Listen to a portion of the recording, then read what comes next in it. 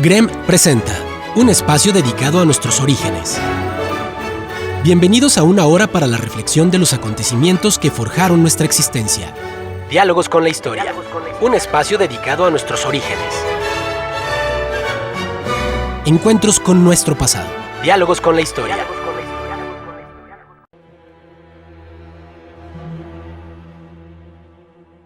Muy buenos días, estimados amigos del Grupo Radio Estéreo Mayral. Hoy es sábado 20 de enero de 2024. Nuestro tercer programa del año con muchas esperanzas, cambios y realidades positivas. Y es un grato placer darles la más cordial bienvenida esta mañana de historia. Gracias, muchas gracias por la oportunidad de convivir a través de esta pasión. Soy Luis Alberto Vázquez Álvarez. Frente a la más grande civilización norte de Mesoamérica, con una capital monumental que admiró a los españoles por sus calzadas inmensas y anchas, sus canales que transportaban mercancías con rapidez y eficacia, gigantescas construcciones hermosas y maravillosas, plazas y mercados increíbles. Pero para ellos lo más interesante era el oro. Continuando con nuestra serie Los Conquistadores, hoy presentamos Hernán Cortés, segunda parte. Y recuerden, distinguidas damas y caballeros amantes de la historia, que para nosotros escuchar sus opiniones nos enaltece, eleva nuestra calidad humana. Por ello les invitamos a que con toda confianza nos brinden su visión del tema y nos honren con ella. Con mucho agrado damos la más cordial bienvenida a nuestros amigos, siempre distinguidos invitados, ya apoderados de esta experiencia excepcional y conocidos por su amor a la historia y el gusto de compartirla. Ignacio Alfonso Salcido Dávila, licenciado en Derecho, maestro en Derechos Humanos, dedicado al libre ejercicio de la abogacía. Doctor, muy buenos días. Carlos, muy buenos días al auditorio. Muchas gracias por acompañarnos y escucharnos. Carlos Humberto Huerta Ochoa, licenciado y maestro en Derecho, catedrático universitario y abogado consultor con acentuación en amparo. Hola, ¿qué tal? Muy buenos días, doctores Alberto, Nacho, radioescuchas. En este mes de enero, ya iniciando ese signo de Acuario y un episodio muy apasionante de nuestra historia nacional. Y bueno, como música de fondo vamos a tener la danza ritual del fuego de Manuel Falla, lógicamente español. Y bueno, recordarán ustedes que en nuestro programa pasado empezábamos a platicar de la llegada de Cortés a las costas de lo que sería hoy Veracruz, fundando la Villa Rica de la Veracruz. Pero Carlos, ¿nos puedes platicar un poco más sobre esto?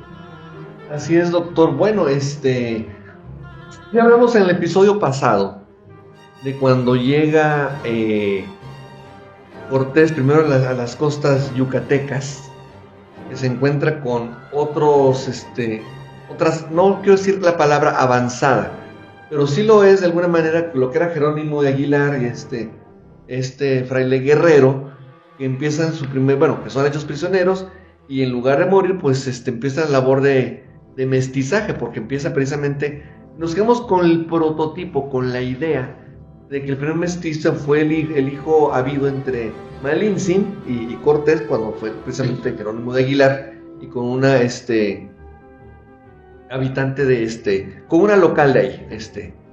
Entonces, aquí es donde le empiezan a hablar a Cortés precisamente de esa legendaria ciudad, un metrópoli, hay que decirlo, de Tenochtitlán.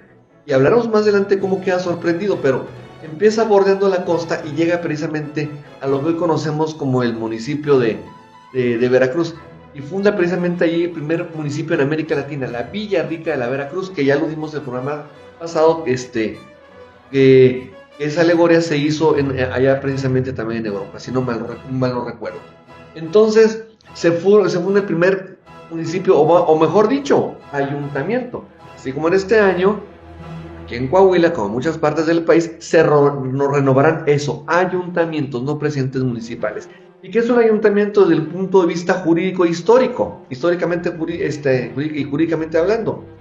Es una reunión de autoridades formada precisamente por locales de una población. Así lo hizo Cortés, claro, a su modo, con españoles, con frailes, con uno que otro habitante de ahí de la localidad, para generar un cuerpo colegiado que ejerciera la autoridad. De ahí la palabra regidor, que viene de regir, que gobierna a nombre de ¿quién? Del rey, del regnum. Entonces empieza a establecer esos primeros asentamientos humanos en América Latina, ahí en lo que es lo que hoy conocemos como el puerto heroico y histórico de Veracruz, la Villa Rica de la Veracruz. Y allí es cuando precisamente los correos del emperador Moctezuma empiezan a tener noticias. Acuérdense aquella leyenda que hablaban de que le mandaban el pescado mero hasta que Cantinflas Show hacía una alegoría de esa situación. Pues bueno, no solo era llevarle el pescado al emperador Moctezuma, era llevarle noticias de sus fronteras ahí en la costa. Entonces le dicen precisamente a Moctezuma: gran señor, están viniendo hombres blancos en casas de madera que flotan, porque ellos no saben lo que era un barco. Bueno, tenían sus chalupas, pero no con esa estructura como conocemos, y les llamaba la atención las velas, y les llamaba la atención el colorido, la ropa. Y ahí es donde viene lo que yo siento que pierde a Moctezuma II, mejor conocido como Moctezuma Xocoyotzin, que es un nombre correcto y completo, ese fanatismo religioso. Acuérdense que su servidor hace como un par de años, en este espacio de Diálogos con la Historia, hablamos sobre la leyenda del quinto sol, que era el regreso de Quetzalcóatl en su forma ya humana, después de haber sido traicionado ahí en Tula, por una cuestión así, he de volver a gobernar, llegando por Oriente, y según esto se embarca en una balsa hecha a base de serpientes. ¿Y quién era esa versión humana de Quetzalcóatl?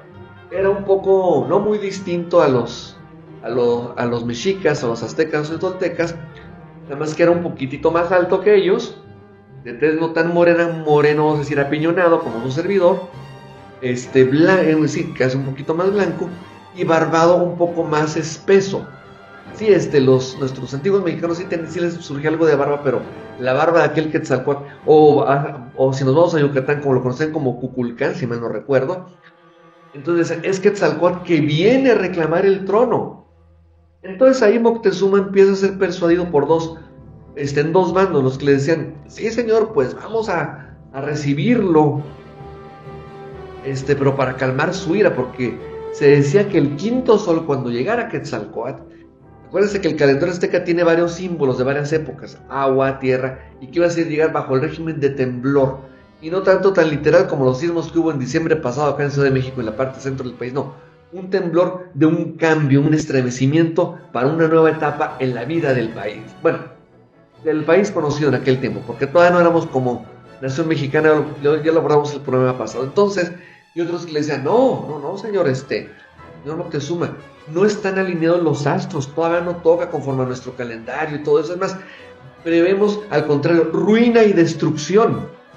Entonces es cuando empiezan pues no vas a decir que a tener una comunicación así epistolar, así de cartas, pero se entera de la presencia, le manda emisarios a Cortés y le manda, como platicamos así en corto, un pescado así cubierto, sí, doctor Alberto, como de oro o algo así, muy ostentoso, y joyas. Entonces, como decir: mira, aquí toma tantito, como en tiempos del régimen, tenga su tortibono, su despensa y váyase. No, al contrario, la codicia y la ambición, bueno, pues vamos por más, ¿verdad? Entonces, y es lo que permite precisamente aventurarse a conocer la gran Tenochtitlán. Todo eso que conocemos ahí por el paso a los volcanes como el paso de Cortés es precisamente la trayectoria que sigue con su ejército, a diferencia del de Napoleón. En lugar de venir en sus últimas batallas diezmado, con la moral baja, al contrario, era la ambición la que los movía, conocer a esa gran ciudad. Y quedan maravillados porque nuestra metrópoli, queridos radioescuchas, eso era Tenochtitlán, que tenía un sistema hidráulico hermosísimo, limpio. Yo pienso que ahí sí queda la frase de Tenochtitlán siempre puede, porque aquí en la laguna pues no, pues sí pueden, pero a veces no quieren tener esos servicios de limpieza, ese orden, porque una disciplina. Entonces es eso, y aquí lo más curioso, lo estamos platicando antes de iniciar el programa: ¿por qué cuando con otros extranjeros, como dice nuestro himno nacional, un extraño enemigo, no le das tantas ventajas? Al contrario, empiezas a pertrecharte, a ponerle una serie de barreras, y hasta como quien dice, le abre paso, como si fuera un gran monarca. Y eso, aparte de que se asombra de lo hermoso que fue nuestra ciudad, de lo que es el Templo Mayor, de lo que eran esas calzadas porque estaban hasta luzadas, tenían hasta baños de vapor, también fuimos conquistadores de alguna manera. Entonces, ahí es donde, ¿por qué esas facilidades? A ver, Nacho, ¿por qué la puerta tan abierta hacia al extranjero? Es muy debatido. Hay quienes sí señalan que existía esta confusión sobre si los españoles estaban materializando o no esta mitología sobre Quetzalcóatl y su regreso y toda la mitología que circunda ese relato. Pero, por otro lado, también hay quienes dicen que realmente Moctezuma lo que estaba era siendo un gobernante muy prudente, porque cuando tiene noticia de que está arribando a los territorios de América, que obviamente no se llamaba así, pero a los territorios que ocupaban los pueblos prehispánicos, este grupo de personas que tenían armaduras, que tenían unos animales que eran desconocidos, lo cierto es que también se entera que las diferencias en la forma de hacer la guerra eran muy distintas. No hay que perder de vista que en las civilizaciones prehispánicas la guerra era una cuestión ritual, no tenía una finalidad de exterminio total, sino de captar prisioneros para hacer sacrificios, para cumplir con ciertos rituales religiosos, pero no era una guerra de aniquilación. En cambio, la guerra que hacían los españoles sí era una guerra de aniquilación. Ellos sí pretendían matar al enemigo por matar al enemigo, ya tenían pólvora, ya tenían armas de fuego, ya tenían armaduras metálicas, y ¿qué se hace? Ya tenían caballería. Nacho, andaban en campaña, era una campaña bélica. Por más que hayan sido... Eso es también discutible. Eso es también discutible por el número, porque lo que se sabe es que llegó Cortés con 500 o 600 individuos. Realmente para una campaña bélica, cuando sabes que hay civilizaciones que exceden los cientos de miles, pues porque ya había avanzadas y se hablaba ciertamente de que había guerreros y no me parece que en un primer momento, antes de la influencia de esta mujer tan importante de la Malinche, que Cortés no conocía cuál era la situación política, si lo decimos de alguna manera, de esos pueblos, que él supiera que iba a poder construir alianzas y que con esas 600 personas iba a poder forjar lo que hoy es nuestro país, porque realmente y fuera de susceptibilidades, pues a Cortés le debemos que México es lo que es hoy, para bien o para mal. Pero lo que comentábamos entonces, Moctezuma fue una persona que se dejó guiar por supersticiones, o fue un gobernante que se dio cuenta que realmente el camino no era la guerra sino la diplomacia. Porque imagínate, Carlos, ¿qué ibas a hacer? Los mesoamericanos tenían espadas, garrotes con hojas de obsidiana, arcos, lanzas y lanzadardos. ¿Qué daño puedes ocasionar con ese tipo de armamento a un ejército, aunque sea pequeño, pero que dispone de caballería, de armaduras, de armas de fuego y de espadas metálicas? Ciertamente es imbatible, te vuelves imbatible por más que el grupo sea pequeño. Más aún, Moctezuma también sabía, porque después de todo él era el emperador de los mexicas, sabía que su imperio era muy débil y que se había construido con base en el poderío que tenía sobre el resto de las civilizaciones, sobre el resto de las culturas, de una superioridad militar, pero bajo el concepto de lo que eran las guerras en ese tipo de sociedades, no bajo esta nueva manera de entender un conflicto armado. Tampoco era una civilización de ese imperio que se tardó en construir y cimentar cientos de años, tenían muchísimos años así, desde la fundación, y claro, las guerras que tuvieron que tener con sus vecinos hasta consolidarse, o sea, no era una cosa menor, no eran inexpertos, vamos a ver, pero a lo mejor esa ventaja competitiva de ese armamento, de esas bestias que ellos no conocían, que eran los caballos, y la ambición desmedida del señor Cortés y de su séquito, ¿verdad? Sí, pero también ya se tenía conocimiento, por ejemplo, de la matanza de Cholula, y después pasa la matanza de Toxcatl. Es decir, ¿qué es lo que ocurre cuando realmente hay ejércitos de los pueblos originarios que pretenden hacer frente a las fuerzas españolas? Hay matanzas, aniquilaciones totales. Y todo eso ya lo sabía Moctezuma. Tú eres Moctezuma, Carlos. Tú sabes que está llegando esta fuerza que es prácticamente imbatible, que cuando se le echa frente aniquila totalmente a las sociedades, a los guerreros. Incluso, imagínate, por decirlo de alguna manera, los comandantes o los líderes de los ejércitos prehispánicos eran muy fácilmente distinguibles por sus atuendos. Y lo primero que hacían los españoles... se distinguían. Exacto, pero muy fácilmente. Y lo primero que hacían los españoles era aniquilarlos. Y de esa manera... Para desmoralizar a y lo conseguían. Ven que caía el líder y doblaban las manos, literalmente. Exacto, entonces... Bien, vamos a hacer una breve pausa en este momento y vamos a continuar platicando porque está muy interesante todo este comentario. Vamos a la pausa. El diálogo continúa después de esta pausa. Escúchanos en línea a través de www.noticierosgrem.com.mx. Diálogos con la historia. Q 91.1 FM. Es tiempo de continuar dialogando con la historia. Escúchanos en línea a través de www.noticierosgrem.com.mx. Diálogos con la historia. Q 91.1 FM.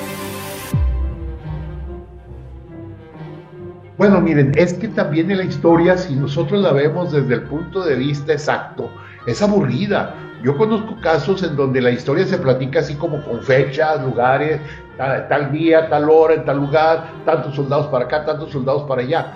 Yo creo que es importante destacar que la historia debe también tener anécdotas, debe tener esos momentos agradables. Por ejemplo, yo creo que un historiador muy científico no aceptaría que se conjuntaron ciertos factores en la mente de Moctezuma y que fueron los que permitieron que él creyera que Hernán Cortés era Quetzalcóatl vuelto a conquistar su territorio. Primero, en 1519, el año de la llegada de Cortés a Veracruz, coincide con el año 1 Caña, en el cual Quetzalcóatl había dicho que iba a regresar. Pasémonos en ese dato nada más. Ahora, la idea del quinto sol, los mexicas y todos los pueblos de origen tolteca tenían la idea de que existía esa posibilidad. Cada 52 años se repetía el año 1 Caña, por lo tanto, cada 52 años vivían esa situación en que se iba a acabar el mundo. La coincidencia de la fecha, más las características que mencionaba Carlos hace un momento respecto de los barcos, aquellos gigantescos, las casas enormes y que venían del Doctor de Oriente, que venían del mar de los Sargazos. Como lo acabas de mencionar, el siglo mexica no era de 100, era de 52, entonces el año 53, iniciando una nueva época, aparentemente todo cuadra, pero ellos tienen otros datos, o sea, definitivamente. Sí. Y los comentarios que hacía el licenciado Salcido respecto de la situación particular en que se empezaban a generar las condiciones, las armas de fuego, los caballos, es decir, para ellos no conocer la pólvora significaba que eran dioses que disparaban rayos que mataban personas. Entonces, todos esos elementos se suman y por eso nos podemos encontrar con que la admiración de los indígenas, de los mexicas, son los españoles. Pero también déjenme destacar algo que también ustedes mencionaban ahí, que debo decir que en su libro La historia verdadera de la conquista de la Nueva España, de Bernal Díaz del Castillo, hace alusión a lo maravilloso que era la Gran Tenochtitlan. Pero además vamos a un punto más que debemos sumar. El hecho de que los mexicas por varias décadas habían estado dominando a los pueblos, por ejemplo, en particular a los tlaxcaltecas, va a permitir que este pueblo, que es un ejemplo que debería estudiarse muy seriamente como sistema de gobierno, me refiero a los tlaxcaltecas, que tenían 4 reyes, que tenían 4 divisiones, que era un pueblo muy especial, se sumen a Cortés, soñando, esperando que sea Cortés, el mismo Quetzalcóatl, que los venga a liberar de todos los tributos y todos los pagos que hacían a los mexicas. Entonces, todos estos elementos se suman. Por eso yo insisto en que hay que considerar el factor, pues que no sé yo, leyenda, principios ideales que generaron la cuestión religiosa, que generaron la fácil conquista de la Nueva España.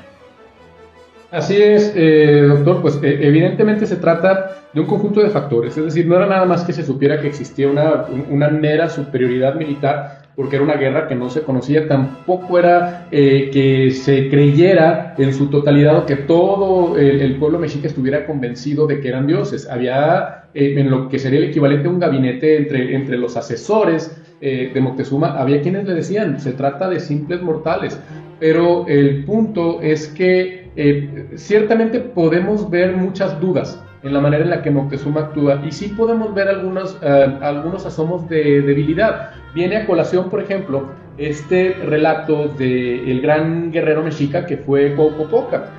Cuauhpopoca era un emisario de Moctezuma, tenía como tarea el cobrar los tributos que estaban pactados a todos los pueblos subyugados, y ya cuando estaban los españoles, los castellanos, que es la forma correcta, en lo que ahora es México, resulta que Cuauhpopoca va por el tributo a los habitantes de Zempoala les pide la parte que usualmente les correspondía dar, y resulta que los pobladores ya se sentían protegidos por los españoles y se negaron. Cuauhpopoca era un gran guerrero y él no toma la negativa como simplemente una cuestión diplomática de ir a informarla al emperador, sino que hace la guerra, y 2,000 soldados totonacas y 40 españoles se enfrentan contra las fuerzas de Cuauhpopoca, y resulta que es vencedor Cuauhpopoca e incluso captura a uno de los militares españoles de apellido Argüello, con la finalidad de demostrar, porque era un debate que se tenía en la sociedad mexica, con la finalidad de demostrar que los españoles eran tan mortales como cualquier individuo que conocieran ellos, lo decapita y envía la cabeza a Moctezuma. Y resulta que Moctezuma ya había sido muy influenciado por Cortés. Aquí nos estamos adelantando un poco, y no ve como algo bueno esta decapitación, y dada la presión que Cortés ejerce, manda a traer Moctezuma a Cuauhpopoca a su presencia y le otorga a Cortés el privilegio de juzgarlo. ¿Y qué es lo que hace Cortés? De nuevo algo inédito para la sociedad mexica. Condena a Cuauhpopoca y a sus principales guerreros a muerte, y la forma de darles muerte es una manera que no se utilizaba en Mesoamérica, que era la pira, los manda quemar vivos.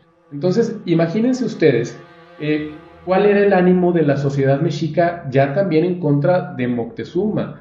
Por un lado ven que a estos invasores, porque eso eran para muchas de las personas que no dioses, que estos invasores eran bien recibidos después de generar actos de violencia brutales, de hacer matanzas. Se habla de que aniquilaron 6,000 pobladores en la matanza de Cholula en un periodo de 2 horas, y todavía les abre las puertas, los recibe en el palacio, les da recorrido. Se habla de que estuvieron varios meses y recibieron tratamientos de visitantes distinguidos, por decirlo de alguna manera. Después, cuando un gran guerrero defiende la cultura mexica, vence, era una fuerza mínima de españoles, eran 40 españoles que se habían aliado con los totonacas para para intentar defender esta resistencia al pago de los tributos, y Cuauhpopoca los vence, y la reacción de Moctezuma no es el congratularse, sino el permitir que este extranjero, que este invasor, dicte una sentencia de muerte en contra de uno de los mejores guerreros mexicas. Entonces, todo esto ya va generando una descomposición en el tejido social mexica. No se trata de que los españoles vinieron y avasallaron con una fuerza militar al imperio mexica, porque eso no ocurrió. A los mexicas los derrotan sus propios enemigos de mucho tiempo atrás, es decir, los tlaxcaltecas, los zempoaltecas, los texcoanos, los chalcas, los huejotzingas, todos ellos eran pueblos subyugados por los aztecas, por los mexicas, y les rendían tributo, y era un imperio muy débil realmente. Carlos, doctor. No, voy a hacer un paréntesis aquí muy importante para destacar lo siguiente, que el Huaytlahtami, o sea, el emperador mexica, no tenía un origen divino como en Europa se creía, sino que era designado entre las casas reales, por llamarlo de alguna manera, era uno de ellos. Por lo tanto, para los mexicas, acabar con Moctezuma no era un ataque contra un dios. Muchos de ellos se llegaban a convertir en dioses posteriormente cuando eran elevados al panteón mexica, pero no era de origen divino. Por lo tanto, atacar a Moctezuma no era un sacrilegio. Pues claro que no, pues también, acuérdense que también tenemos nuestro sistema de castas equiparable al de ciertas culturas árabes, al de la India, los japoneses, era una casta precisamente, pero también de eso, como tú dices, Luis Alberto, casas reales, o sea, tenemos nuestra nobleza azteca, entonces, y era como un tipo de elección, aunque fuera de cierta élite, y un procedimiento a lo mejor no tan democrático, o más o menos semidemocrático, pero no como pasaba como los reyes europeos de una estirpe divina necesariamente. Claro, después se les llegaba a entronizar, una vez entronizados, a decir, bueno, pues es que es parte de un dios viviente y demás, pero al final de cuentas, Moctezuma, aunque fuera real, no pasaba a ser un hijo de vecino, vamos a decir, desde el punto de vista humano. Entonces, y ahorita que abordas ese tema de la masacre de Cholula, realmente fue algo verdaderamente atroz.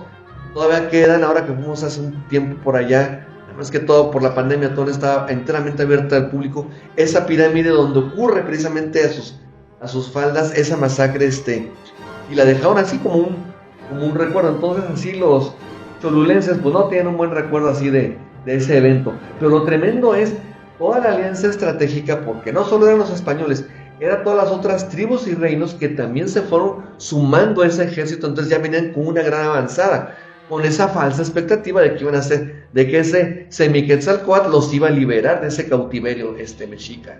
Ahora bien, ya una vez dentro de la ciudad de Tenochtitlan, los españoles empiezan a ver las riquezas y empiezan a buscar saquear. Aunque originalmente Cortés se comporta de una manera especial, va a suceder un acontecimiento muy importante cuando Cortés tiene que salir a negociar, porque no se nos olvide que en Cuba estaba Diego Velázquez, que no le había permitido a Cortés venir a México a conquistarlo, sino que allá prácticamente ya eran enemigos. Entonces Diego Velázquez envía a un emisario para que venga a derrotar y a llevarse prisionero a Cortés a Cuba. Lo que hemos hablado que era un juicio de residencia. Sí, y Cortés sale de la Ciudad de México, y aquí suceden dos acontecimientos. A mí me gustaría que nos platicaran sobre ellos.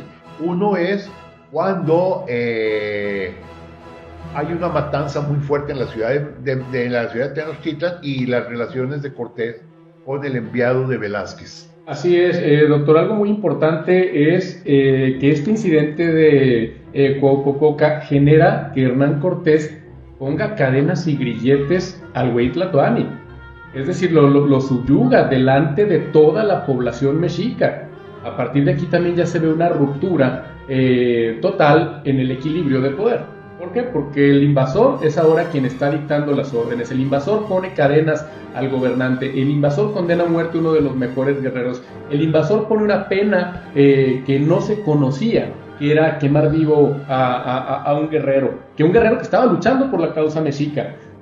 Esto origina un gran problema ya en la sociedad mexica. Y bien esta cuestión, es verdad. Diego Velázquez no envió a Hernán Cortés, y ni siquiera podía hacerlo, porque el propio Diego Velázquez, en el momento en el que se genera la expedición de Cortés, no tenía todavía la calidad de adelantado, que eran las personas que podían conquistar territorios. Simplemente podían enviar misiones para explorar. Pero posteriormente, poco después, de hecho muy poco después de que Hernán Cortés zarpa hacia el territorio de lo que ahora es México, recibe el gobernador de Cuba este título de adelantado y se da cuenta de que Cortés está realizando actos ya de conquista, no de mera exploración, y manda a Pánfilo de Narváez para arrestarlo. Entonces Cortés tiene que dejar Tenochtitlan, tiene que regresar a la Villa Rica de la Veracruz, y deja a sus hombres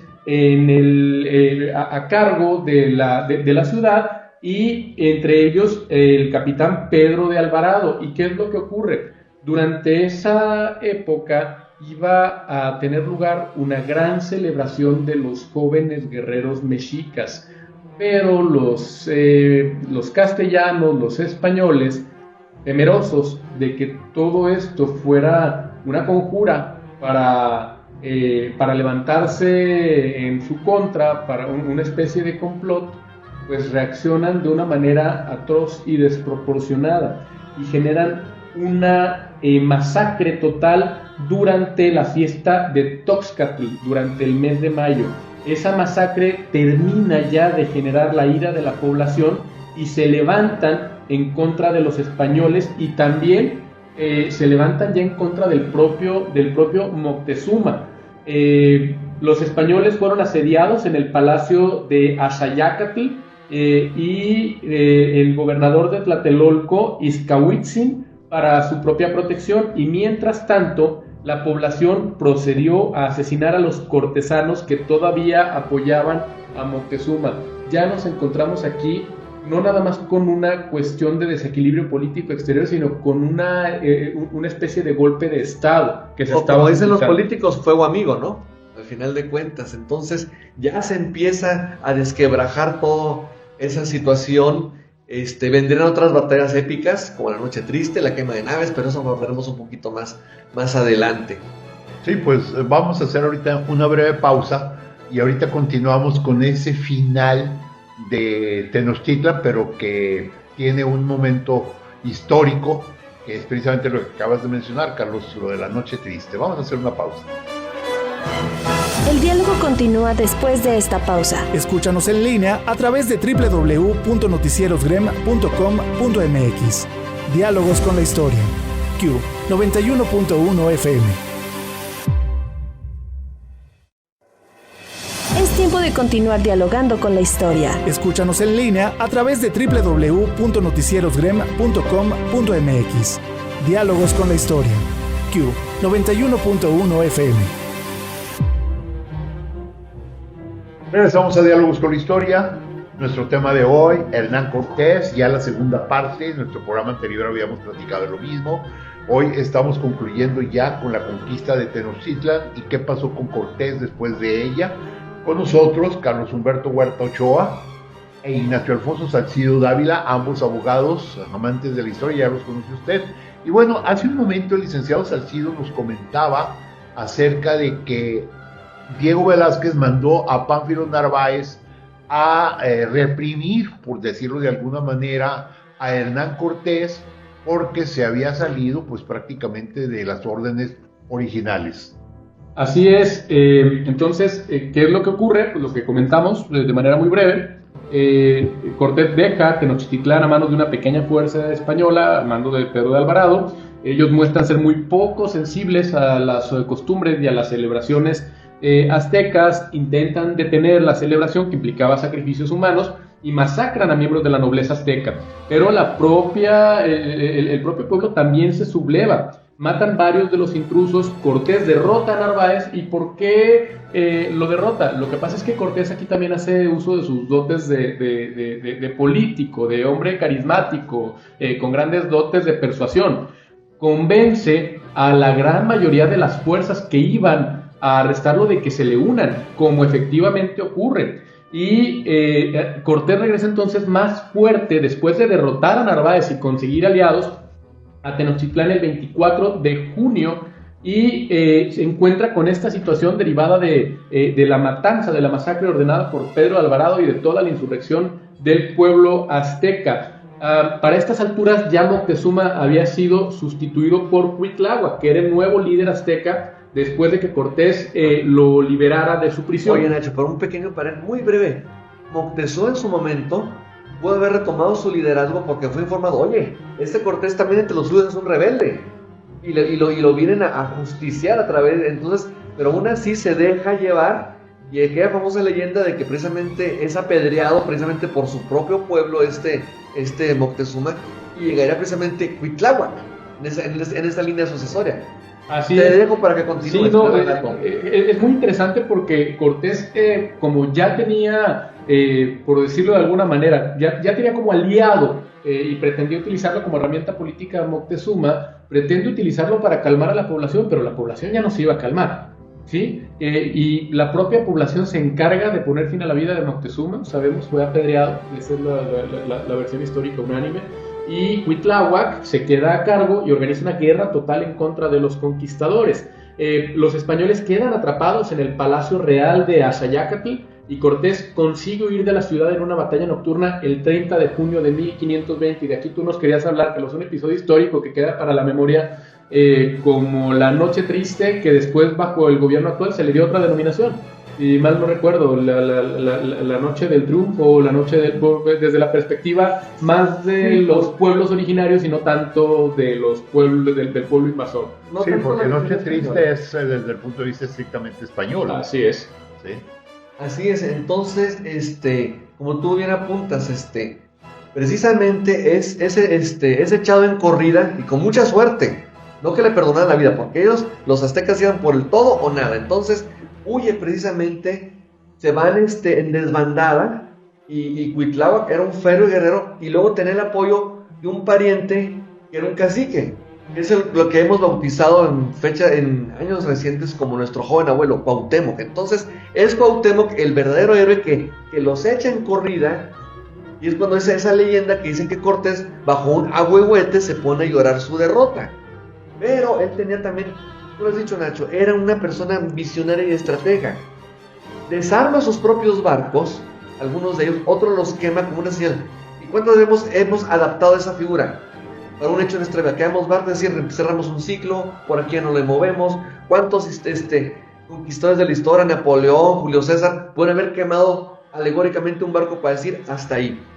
Y muerden en el anzuelo, que lo que no sabían es que ya tenían una avanzada, precisamente con el que lo iba a tener, para armar esas naves en el lago de Texcoco y a base de cañonazos, darle con todo a lo que eran las construcciones, y ahí es donde viene precisamente esas batallas entre el 30 de junio, el 1 de julio, donde logran, pues precisamente, poner fin a esa era del imperio mexica.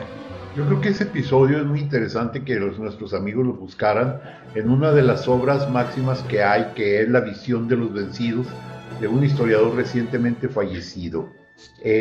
Porque ahí se narra cómo el pueblo mexica, sitiado por Cortés, que le impedía la entrada de provisiones y de cualquier tipo de ayuda al interior, además asolado por la viruela, sufre las consecuencias de defender su territorio. Así es, y bueno, lo que comentábamos, ¿no? Este episodio histórico tiene un gran impacto en las fuerzas de que se hacía acompañar Cortés. Pierde a la mitad de sus hombres, la mayoría de sus caballos, pierden prácticamente la totalidad de los tesoros que habían recolectado, que se estima que eran 8 toneladas de botín que habían acumulado desde que llegaron a Mesoamérica.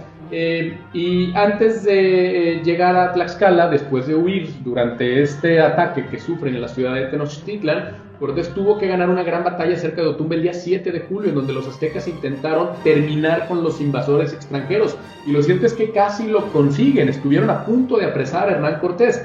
Después de varias campañas y de recibir refuerzos por mar, se capturaron varias ciudades, especialmente Texcoco, el día 31 de diciembre de 1520. ¿Y cuál fue la estrategia de Hernán Cortés para poner fin a la resistencia de los mexicas? Un asedio, un sitio. Un gran sitio en Tenochtitlán que desde una perspectiva táctica no era complicado porque estaba rodeado por agua, y ya las fuerzas tanto de españoles como de los pueblos aliados se estima que excedían las decenas de miles en contra de un pueblo que ya estaba roto políticamente, tanto por la ruptura de alianzas con los pueblos que le rendían tributo, como por el orden de estructura interna derivado de que había una incertidumbre en cuanto a la estructura de mando. Habían roto recientemente con el Huitlatlán y lo habían asesinado ellos mismos por su propia mano.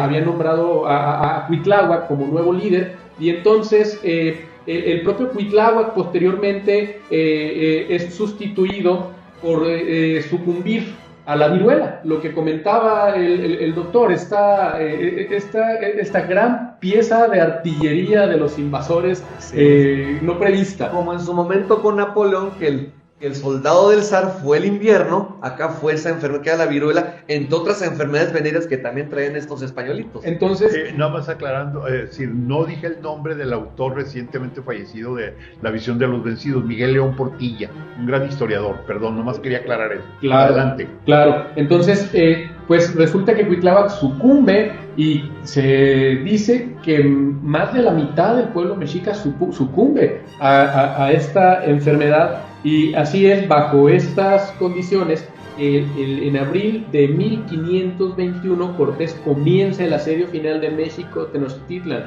Ya estamos hablando de una fuerza, después de recibir refuerzos, que comprendía 700 infantes, 118 ballesteros y arcabuceros, 86 caballos y 18 cañones de campaña. Imagínense qué se podía hacer para defender la ciudad con dardos, con lanzas, exacto, con armas de obsidiana, en contra de cañones, en contra de caballería. Pues era prácticamente una batalla perdida, pero lo cierto es que los mexicas resistieron hasta el final. Los españoles contaban aparte con muchos aliados nativos y se dice que había al menos 100,000 tlaxcaltecas. Los guerreros aztecas luchan ferozmente, no se dan por vencido, y los propios españoles dejan testimonio de ello. El 28 de abril de 1521 Cortés despliega una innovación con los barcos que él había mandado barrenar, y aquí es algo que no habíamos relatado. Sí, es importante. Sí, cuando él llega a la Villa Rica de la Veracruz para evitar los hombres, porque empezaron a darse cuenta, ellos venían con Cortés bajo la idea de que era una expedición de exploración, y cuando se dieron cuenta que Cortés tenía otra idea, pues obviamente hubo desertores que dijeron, oye, esto no es lo que venimos a hacer. Y aquí Cortés da muestra de su crueldad incluso, porque ahorca delante de sus propios hombres a aquellos a quienes se decía que se estaban sublevando, y a los que le hicieron motín. Exacto, y a uno de ellos incluso, a modo de escarmiento, le corta los pies. Y además de todo eso, para evitar una fuga, hay un mito, ¿no? Que quema las naves, no las quema. No, porque Cortés era una inteligencia práctica. Así es. Saca los cañones, saca todo lo que le es útil, y cuando todavía están a flote, las barrena en aguas poco profundas, de tal manera que los materiales le sirvieron después para construir 13 barcos de guerra en el lago de Texcoco. Utiliza los materiales de los navíos que lo llevaron a las costas de lo que ahora es México, y con estos 13 barcos de guerra él robustece, fortalece el asedio.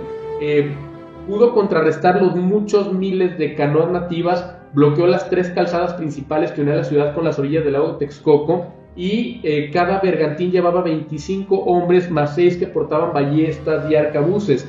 Los barcos españoles aparte estaban escoltadas por flotas de canoas tripuladas por los aliados de Texcoco.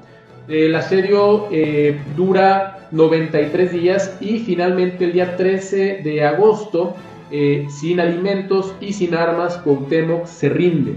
Y cuando existe esta rendición, en vez de que se diera una toma ya del poder bajo una cuestión pacífica, no, lo cierto es que ocurren atrocidades, actos de venganza y actos de saqueo, Carlos.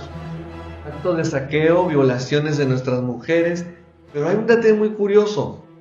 Cuauhtémoc es hecho pues prisionero de una manera muy, muy elegante, como cuando se exilia Napoleón con sus criados y demás. O sea, se le mantiene con vida hasta que ya después es ahorcado, pero hasta 1523. O sea, todo estuvo así en cautiverio 2 años, hasta que dije, bueno, es que este es un ícono, es un príncipe acá azteca, hay que acabar con esa estirpe. Bueno, es que déjame decirte, tú mencionas que 2 años después fue ahorcado.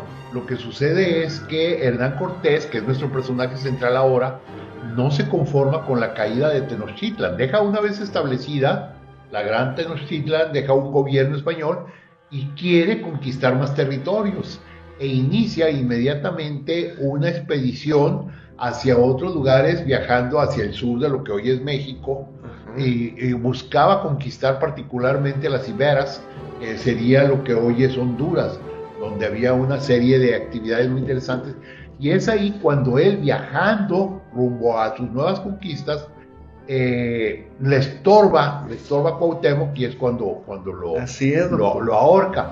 El lugar exacto no se sabe dónde fue.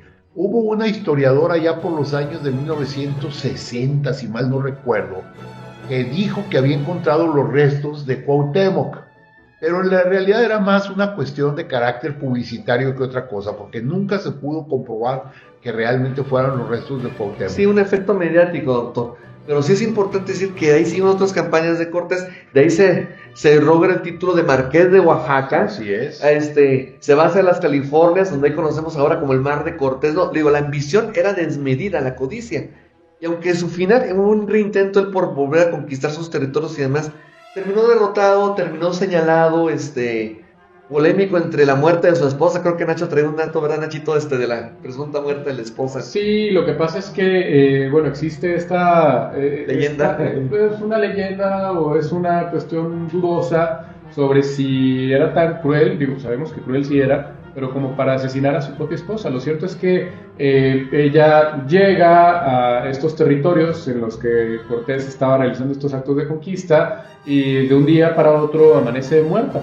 Y los testigos refieren que tenías todos los signos de violencia en el cuello, y la versión de Cortés es que había muerto de un ataque de asma durante la noche. Incluso es juzgado por ese hecho, pero bueno, la verdad de las cosas es que nunca se le declara como culpable.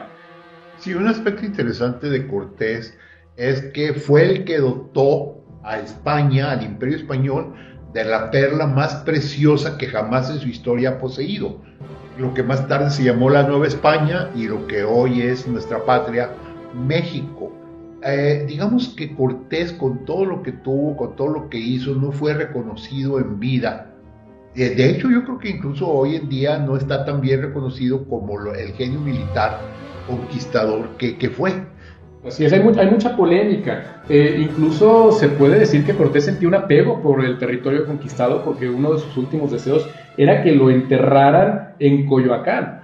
Es decir, a pesar de que él muere de disentería en Castilla la Vieja el 2 de diciembre de 1547, sus deseos era que sus restos descansaran en un monasterio de Coyoacán, pero esos deseos fueron ignorados y se enterraron en un monasterio en las afueras de Sevilla. En 1556 se trasladan a Texcoco, en México. Poco tiempo después los trasladaron a un palacio y luego una iglesia franciscana en la Ciudad de México. Y en 1794 volvió a ser trasladado cuando sus huesos fueron inhumados en el Hospital de Jesús Nazareno de la Ciudad de México. Y luego ya finalmente en el siglo XIX se trasladan a la iglesia de Jesús de Nazareno e Inmaculada Concepción. Lo cierto, y esto es algo que tenemos que tener en cuenta, es que durante su vida Hernán Cortés fue un héroe, porque se le consideraba un hombre que había conquistado nuevos territorios y que había facilitado la evangelización. Esta cuestión de la leyenda negra, por decirlo de alguna manera, es posterior. Él, durante su vida, era reconocido como héroe, y como toda persona que hizo grandes cosas en su época, pues también tenía sus detractores. Ahora bien, queda una sola cosa pendiente, pero será para otra ocasión, que el primer intento de separación de la Nueva España de la España anterior fue realizada por los hijos de Hernán Cortés y algunos hijos de conquistadores, particularmente por Martín Cortés. Pero bueno, se nos acabó el tiempo. Muchísimas gracias. Gracias a Ignacio Alfonso Salcido Dávila. Gracias a usted, doctor. Gracias, Carlos. Gracias al auditorio. Gracias a Carlos Humberto Huerta Ochoa. Infinitamente agradecido, doctor Nacho, radioescuchas, y puestos para la próxima. Muchas gracias a mi compañera Claudia Martínez Martel en la coordinación general, a Roberto Ríos en grabación, y a ustedes, estimadas amigas, amigos, los esperamos el próximo sábado 27 de enero, ya se nos acaba el primer mes del año. Muchas gracias, muy buenos días, muy feliz fin de semana.